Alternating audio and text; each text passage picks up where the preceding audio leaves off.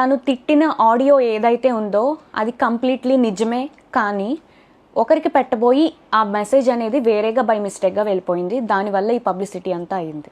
ఒక pure innocent వాళ్ళని ఎవరైతే అసలు ఏం సంబంధం లేకుండా వాళ్ళకైతే ఒక మాట నింద అనేది పడవలసి వచ్చింది. కానీ అది కంప్లీట్లీ మీకైతే ఏం సంబంధం లేదమ్మా, మీకు అసలు ఆ మాట మీకు సంబంధమే లేదు, అది వేరే వాళ్ళకి వెళ్ళాల్సింది కాస్త మీకు వచ్చేసింది.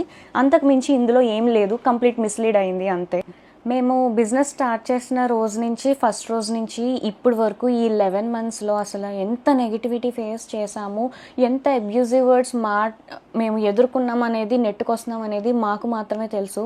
ఇప్పుడు నేను మీకు ఇలా చెప్తున్నాను కదండి, ఇప్పుడు మీరు చూసి ఒక యాంగిల్లో ఆలోచించవచ్చు. అలా చెప్తేనే తెలుస్తుంది.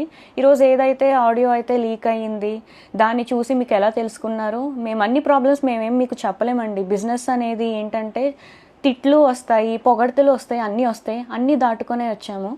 అయితే ఇలా ఎవరైతే తిట్టారో స్టార్టింగ్లో మేము భయపడ్డాం కూడా, ఏంటి ఇలా తిడుతున్నారు, మీ మీద కంప్లైంట్ ఇస్తాము అన్నప్పుడు మీరు కానీ మా మీద కంప్లైంట్ ఇస్తే మేము ఇలా రివర్స్లో కూడా మా మీద తిరగబడిన వాళ్ళు కూడా ఉన్నారు. అండ్ ఇంకొంతమంది ఏంటంటే 24, 26 ఏళ్ళు వయసు వాళ్ళే.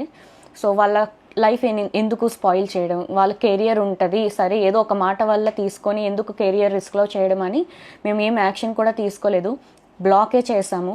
బాగా ఎవరైతే మా తల్లిదండ్రులని, పేరెంట్స్ని బాగా ఇన్వాల్వ్ చేసి ఇష్టం వచ్చినట్టు తిట్టి ఇలా చేస్తేనే మేము ఫ్రస్ట్రేట్ అయ్యి ఏదో ఒక సిచ్యువేషన్లో కొంతమంది బ్లాక్ చేస్తారు, కొంతమంది రియాక్ట్ అవ్వరు, కొంతమంది చాలా దారుణంగా వాళ్ళు కూడా అదే రీతిలో తిడతారు. మేము అక్క కూడా అలాగే తిట్టడం జరిగింది.